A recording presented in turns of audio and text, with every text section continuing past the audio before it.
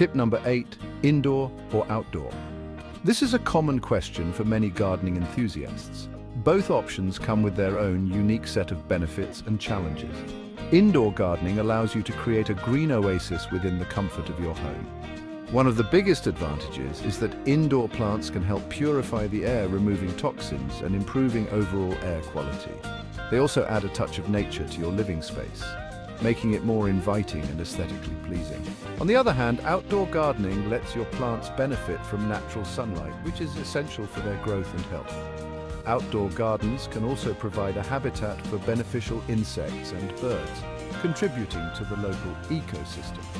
Additionally, growing plants outdoors can be more cost-effective, as you won't need to invest in grow lights or other indoor gardening equipment. Ultimately, the choice between indoor and outdoor gardening depends on your personal preferences, available space, and lifestyle. Choose what works best for you and enjoy the process of nurturing your plants.